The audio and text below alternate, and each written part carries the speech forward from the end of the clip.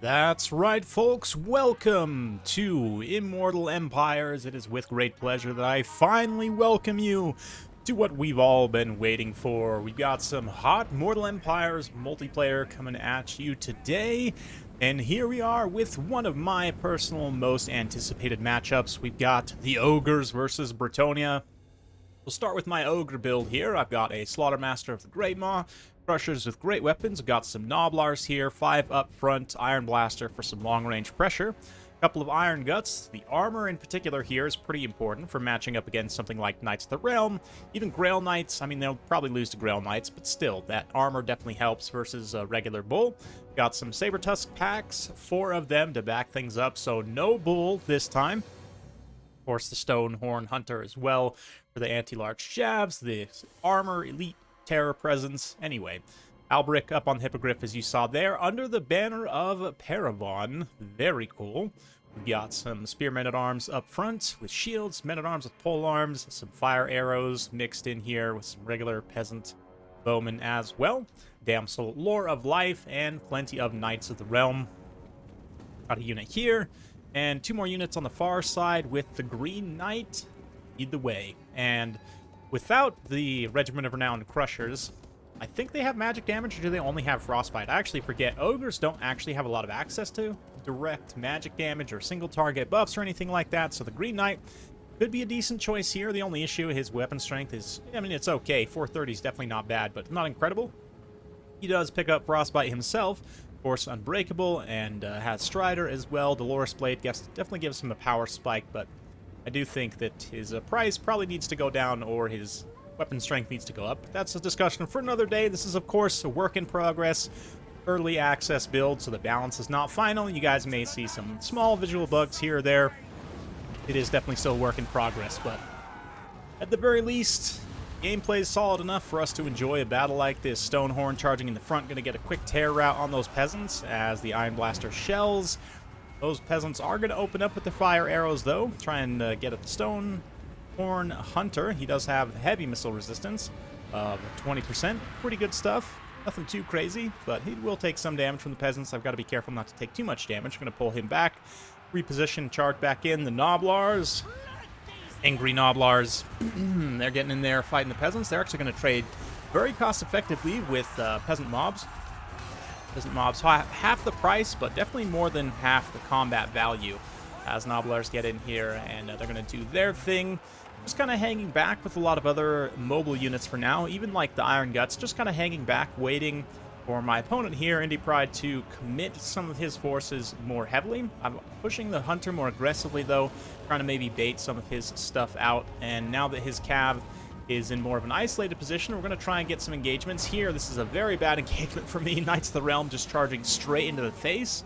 And man, I have to say that Paravon, I didn't think it would change the Knights of the Realm, but it looks like it does actually change their mount color. And yeah, they get just tear routed and shocked off very quickly. On the opposite side, Saber Tusk Pack and Iron Guts comboing together to hold off this Knight of the Realm. Got some Spearmen coming to reinforce. They should be able to get here momentarily, but the Iron Guts armor and, of course, armor piercing that they do will help them trade much better. Sort of a lesson I learned with Kislev, right? Their Iron Guts are much better against something like Winged Lancers, whereas the Bulls will just get lanced hard. Meanwhile, we're missing the big pitch melee engagement. We've got the Crushers in here. We've got the Knights of the Realm. Albric charges down, giving these little AoE bonus versus large, but the Ogres come in with the heavy assault. They're able to mostly push back the Bretonian forces. Green Knight's also in here. You can see the Slaughtermaster just kind of hanging back for the time being. No reason to commit him heavily into combat yet. But the Spear Men-at-Arms come in. They're going to reinforce, help to hold a little bit of supporting fire from the Peasant Archers as well. Looks like a regrowth on Albric to keep him nice and healthy and fighting. He is having a little bit of a hard time. He's getting staggered quite a bit because of the Crushers and the Stonehorn, but a nice screen there from Knights of the Realm allows him to get up and around. Let's see where he chooses to charge in. Taking a nice wide look at the battlefield once again. Saber Tusk Pack kind of making it into the second level, trying to get after the Peasant Bowmen, but they do enrage, which is definitely unfortunate. Iron Blaster also going to push up, start to act as a little bit of a chariot. Again, I'm just trying to occupy the archers as much as I can at this point, while my hard hitters deal with the Bretonian hard hitters. Another Bull Gorger on these Crushers here as they pursue. We also throw the Dismember speed debuff army ability on all the cav here. Also hits Albric. Stonehorn comes through.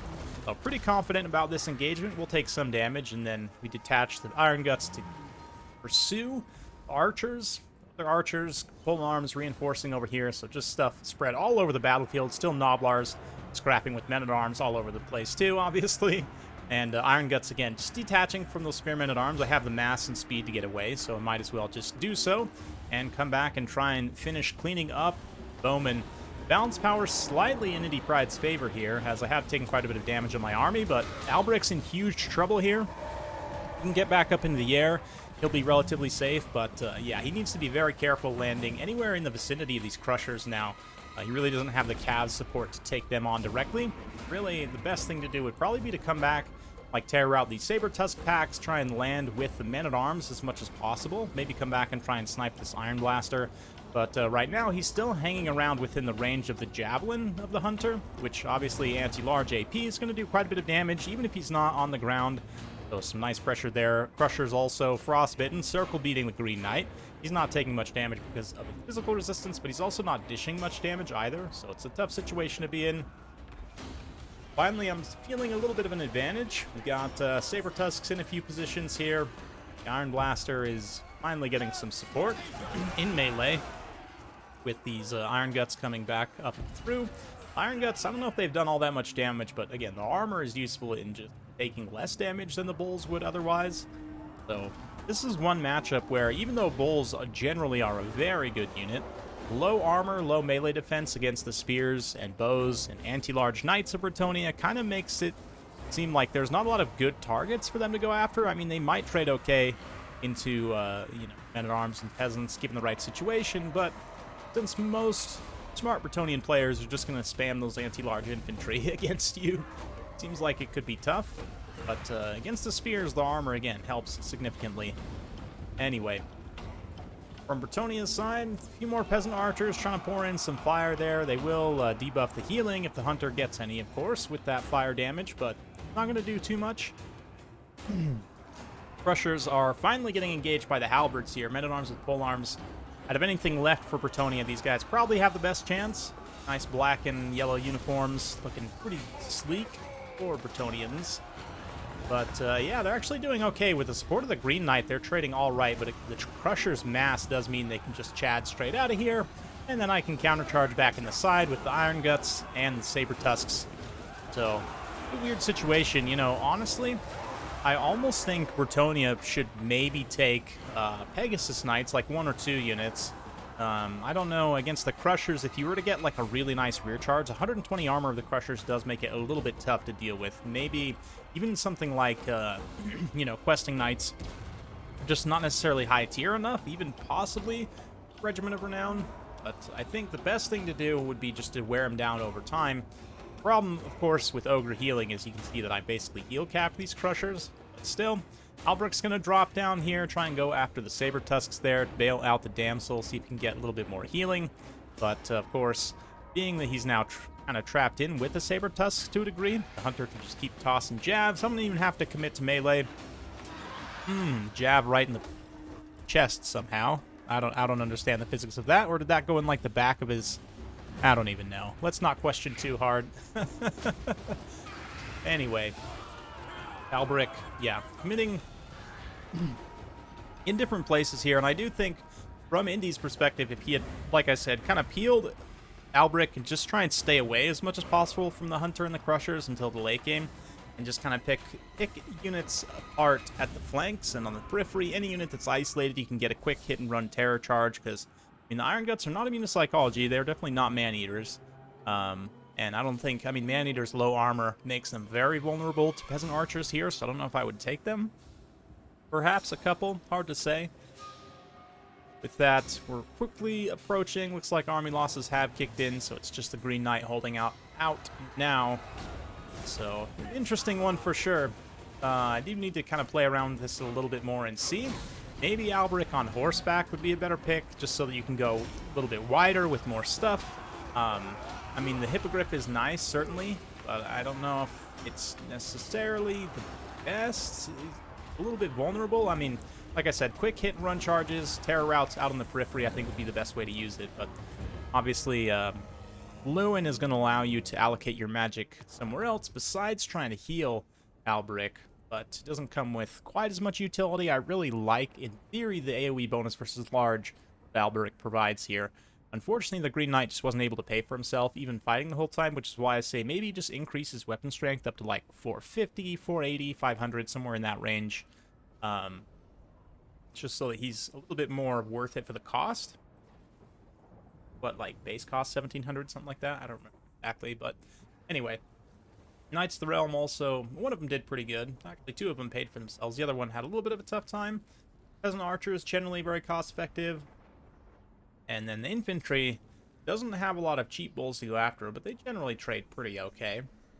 It's just, you know, I was able to heal at the end of the day my power units to a significant degree, and just overall taking less damage. I mean, the extra armor, like 110 armor here on the Stonehorn, right? 120 for the Crushers, only 90, I think, for Alberic and for all of the Knights. So even though there were a lot of armor piercing involved, you know, at least from my side, likewise, again, Bretonnia no armor piercing on their Knights, so it's an interesting situation.